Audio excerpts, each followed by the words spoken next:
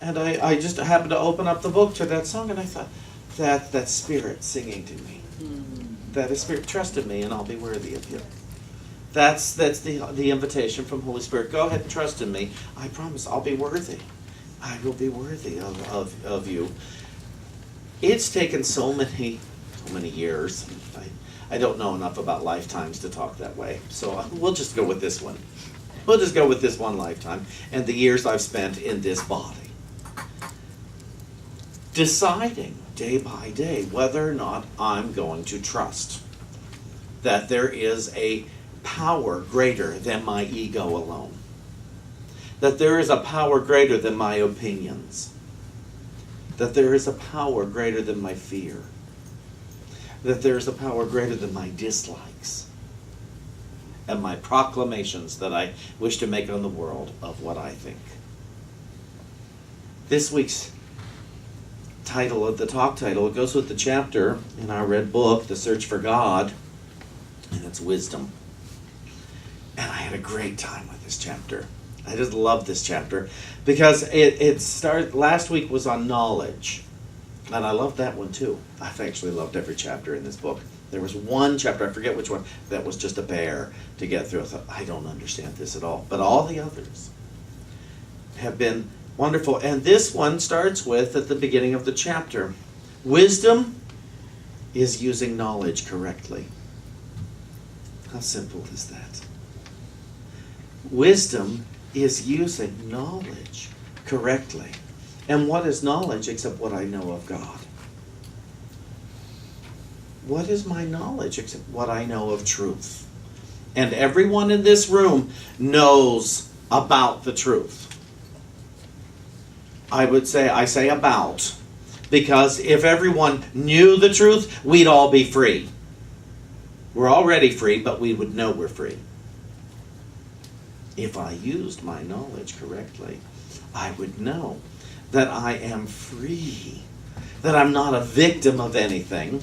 There are no perpetrators. There are just angels nudging and saying, wake up, wake up, wake up, wake up, wake up.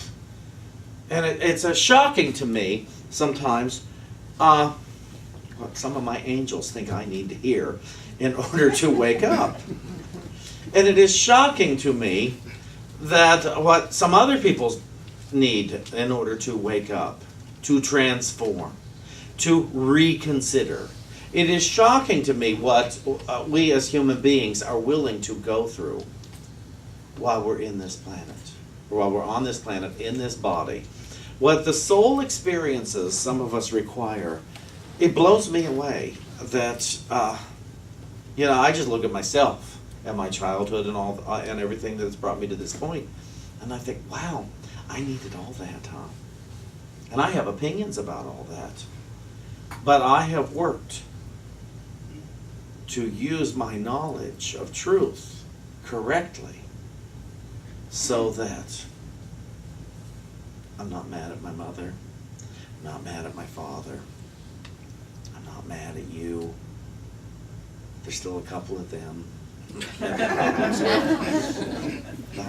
It's truth.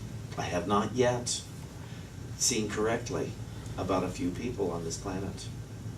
Because if I saw them correctly, I would see them in love. I know that without a doubt. It doesn't mean I'd be calling them for lunch. But it also doesn't mean that I would resist, that I'd fear seeing them in the street. And it means that I could look at my past with them without regret. And I would like that. At least I think I would. But I still resist. So I'm not yet using all of my knowledge correctly. Now, would I give way for a new thought and forgive myself that it'll happen when it happens? Because I declare my willingness on a daily basis. And I don't declare I am willing to forgive these people. I declare I am willing to experience forgiveness in regards to this. Because you see, I don't forgive. Forgiveness is an experience that comes about as a result of my turning my will and my life over to the care of God, to the care of good. That is my wisdom. That is using my knowledge correctly. Is to surrender my opinions, my thoughts, my self-loathing, my thinking that there must be something wrong with me or I wouldn't be going through this, that I am somehow less than worthy of God. You see, here, I don't know about in Unity, but I do know here at Unity Center, we teach and we seek to practice that God does not declare us unworthy, because God's not a person. God doesn't declare anything. God has no judgments. God has no opinions of me. God is not concerned with the hardships I'm going through, because God's not a person. God is the bigness that is. And within the bigness that is, I can experience hardships, or I can have play days. I don't know how many of you listen to my radio show, but lately I've changed my ad for BJ Ryan's. When I was a kid, going out to dinner was a very special event. We didn't do it very often, and so it was treated as something that, was a rarity and a big deal. Well, I liked those big deals, and as I say in the show when I talk about BJ, now I eat out almost every day. Because I would go out for breakfast, lunch, and dinner because it's special. And I want every meal to be special. It's interesting to me to go. I can go by myself now, or with a great book and sit and relax and pick out something from the menu. I can go out with people. It is a special event. Now tonight we're going to Peter Luger, which is actually an inconvenience, quite frankly, to get there. It's not easy to get there. It's over the Manhattan Bridge, and it's in Brooklyn. It's not easy, but once you get there, the waiters are a little rude, or at least brusque. But somehow, because David's family, they love it there, it became a special place. We don't go there very often. For one thing, it takes about a month to get a reservation. And when you get there, you've got to sell a lung or something to pay for the meal, and it's the steak is so good. But it's a great steak. Some of you may not care about that. Some of you may not be interested in a great steak, but they do have a good bowl of whipped cream at the end. They call it schlag, and they just plop a bowl of schlag on your table, and it's lovely. It's just lovely. But it's that special event thing. Could my life every day be a special event? No matter what I'm going through. This past winter, we started packing up David's dad's stuff to move him up here nearer to us. And I was so surprised that each day we went down there to New Jersey and packed up stuff. I didn't hate it. I thought, I've gotten so old. I don't mind doing this. Because that's, it was always the senior members of my family that did things like this for other people. And I thought, why would you want to do that? And going down there packing, it was no big deal. It was hard work, but it was no big deal. It didn't take anything away from me. It did not diminish me to do this, and it helped David and his family. So it's like, it became special. It became a special day every day we went down there to do this stuff. The most mundane can be quite special if you take God in the door with you.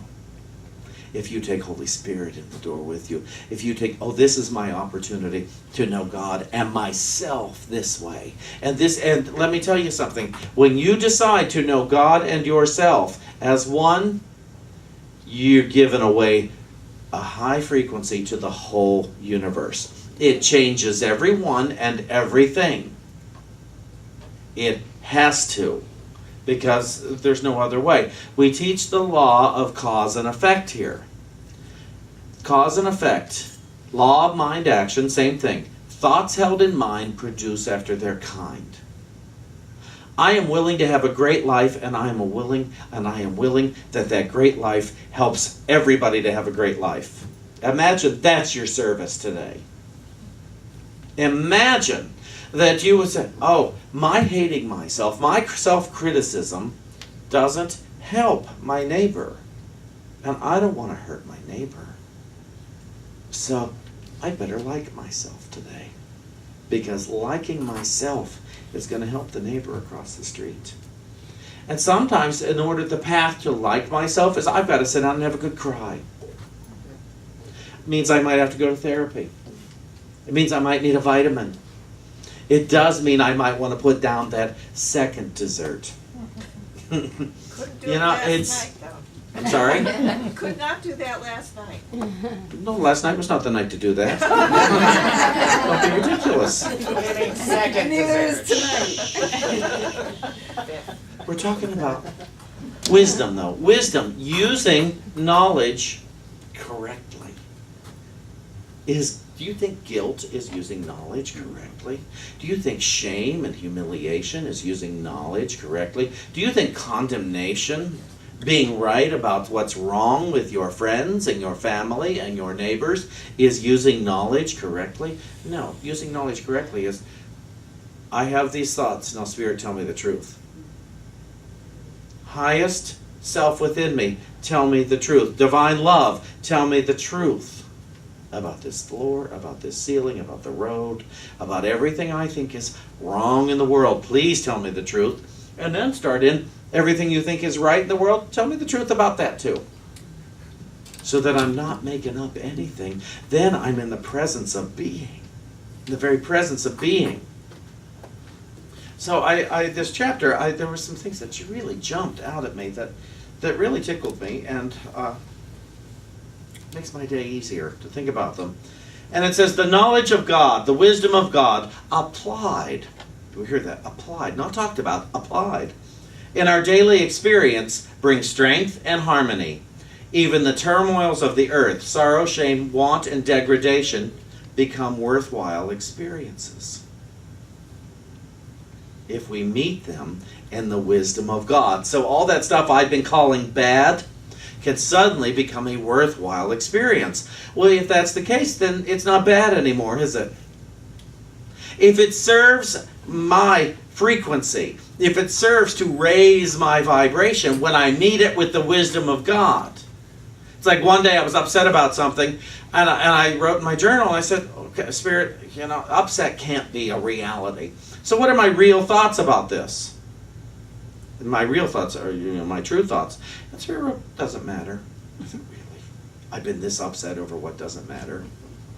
If we would face that stuff, but we'd have to want that answer. We'd have to want to hear the real answer. What are my real thoughts? I never expected that. I expected words, lofty words or something, but never. It doesn't matter. No, Spirit doesn't write with a tone of voice. I create that. The words were just, it doesn't matter. But it fascinated me. It doesn't matter. This, which I thought was so upsetting, suddenly, when I found out the truth, wasn't upsetting anymore. So it tells me I have a say in what upsets me. My upset isn't done to me. It is something I declare and make an event. And my special days, I don't want my special days to be days of upset.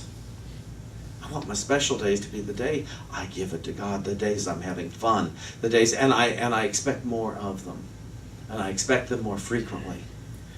Now, it doesn't mean all the events aren't going to come up. We're not here to prevent life. We're here to know what to do with it. That's the soul's experience, is to learn what to do with life on life's terms. And all those, well, why didn't it? A good word pretty much to drop out of your vocabulary is why. It's almost up there with bad. Bad, eliminate completely. Bad doesn't exist. It's not a real thing. But why doesn't help us on our journey. How helps us on our journey. How do I think about this? But why did this happen? What's the difference? Why are you asking? It doesn't matter why it happened, but what do I do with it? What do I think about this? Why is just an opportunity for guilt and shame and more arrogance. If we would have love, then we must show love. If we would have peace, we must be peaceable. If we would bring about a greater and closer association with the divine, we must so act that there be no questioning in the minds of others as to our purpose in life. There is no shortcut to wisdom. It must be lived. When we claim the promises of God, many changes that we cannot understand may take place in our lives. These experiences may help us to know the wisdom of God. Do we get that? So, you made a decision to turn your will and your life over to the care of God, and suddenly it seems like everything fell apart.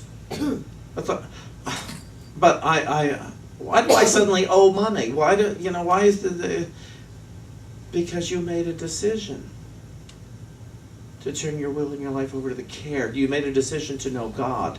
And therefore, what often happens is everything unlike it will appear. And so you can say, oh, this is what I've been thinking. This is what and I didn't even know I was thinking it.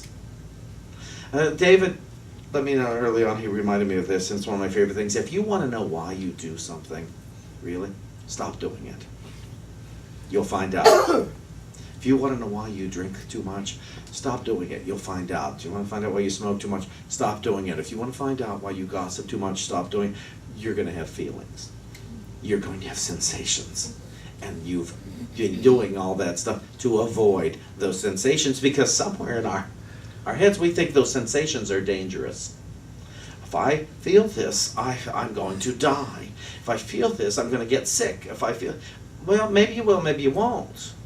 But not feeling it isn't going to stop it from coming up. We keep creating situations in order to feel it. So what I say to you is, every situation you currently have, give thanks.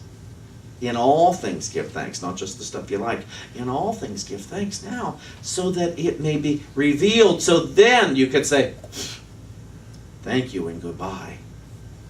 Thank you and goodbye. I don't need that anymore. It's what I did with cigarettes. I thanked cigarettes. Got on my knees, I thank cigarettes. That you've been my friend. You've treated me so well. You've done exactly what I lit you up to do. To make me safe. You made me safe when I didn't have any other tools that I was aware of. But now I have other tools. Now I have an active prayer life, and I'm not going to need you anymore. So I'm going to be setting you down in a couple of months. That's what I did. And that was 19 years ago, and I haven't smoked. And it's not that I don't want to. It's just that I don't want to smoke more than I want to smoke. 19 years later, I still buy into the lie, especially after dinner. Boy, wouldn't a cigarette be nice right now? Or in a good conversation, wouldn't a cigarette be nice right now? But it wouldn't. I have to think it through. Oh, yeah, no, it wouldn't be so nice. Because on this side of it, oh, that would be so cool, but you light it up, it's just disgusting. And I don't dare, because I remember once when I did quit for a time being, and I started up again, and it was awful. I was sick at my stomach, I was guilty, and I couldn't smoke them fast enough. Could not light them up fast enough. Back to 3 packs a day, in like within a couple of days. And so when I did put them down, I don't dare have a puff. Because, yes, God is more powerful than cigarettes. But the ego will put up a really good fight. And I don't care to be a part of that fight. I've got other ones. Almond bars.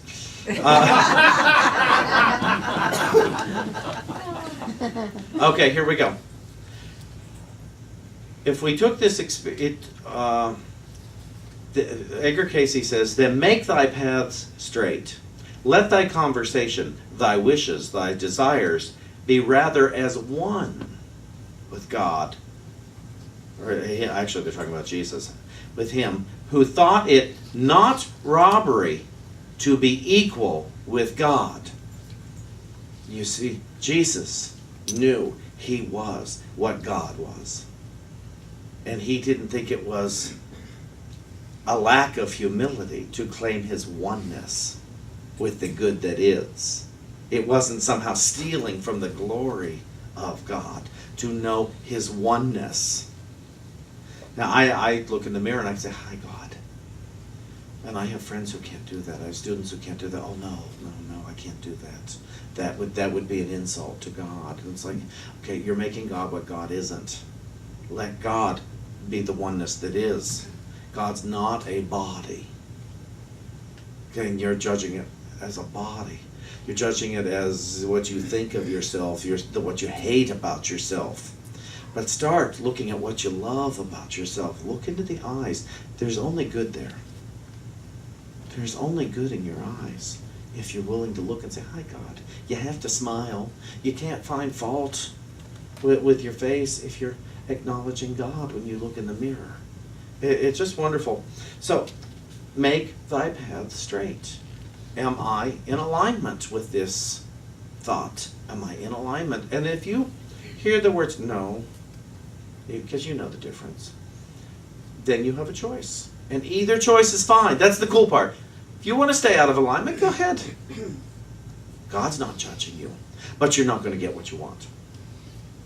You will not get what you want today, which is peace, joy, love, freedom. You will not get to experience that because you're busy trying to get away with something. You're trying to scoot around, consciousness. Trying to get it without the consciousness to have it. And then we get to the place of, well, why didn't I get it? Because I don't have the consciousness for it. So you mean I have to get consciousness in order to get the thing? Yes. I must get conscious from my superconscious. I must. In our seeking for wisdom, we come to the place where our will, the faculties of our mind, the faculties of our spiritual forces must be divinely directed. If we would go on in the correct application of knowledge. Wisdom is divine love manifested in our conversation, in our avocation, in all our acts. For as ye apply day by day that ye know, then is the next step, the next act, the next experience shown thee. Because thou hast then failed here or there, do not say, oh, I cannot. I am weak. Do not say, oh, I cannot. I am weak. To be sure, thou art weak in self, but O ye of little faith, for he is thy strength, that is wisdom, for God is thy strength. So you see, we may fail at first. It's like going to the gym. Most of us starting out at the gym cannot bench press 100 pounds. You start with smaller. Because, you see, if you do too heavy a weight at first, you're likely to fail. And that's okay. Craig Ferguson, late night comic, says, he teaches his son, we just fail until we succeed. Well, there's no condemnation in that, is there? There's no criticism. There's just a process of unfoldment, of soul experiences as we develop our spiritual muscles. As we develop. And the way you develop those spiritual muscles is through a new thought. By giving way for a new thought. That's what forgiveness is. It's not getting rid of something, it's giving way for the truth that is. It's giving way for.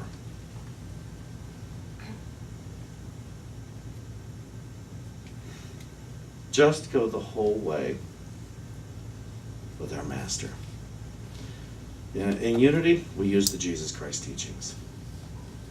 Not to worship Jesus the man, but because it is thought by our pioneering founders, Myrtle and Charles Fillmore, that the path of Jesus, whether Jesus actually walked that path, but the myth is believed to be true. That it is possible for each and every one of us to accept ourselves as the beloved child of God.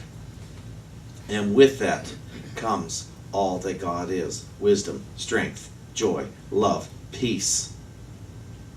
And whatever you think God is, that's in you. That's in your neighbor. It's in the one you like the most, and it is one you like the least. We're looking to go within to the kingdom, that we may place our kingdom on solid ground. That we may place our kingdom that is in a place that is easily accessible, that I would be fully willing to access. I believe it's called On a Rock. build your kingdom on a rock so that it has a foundation, so that it does not fall apart.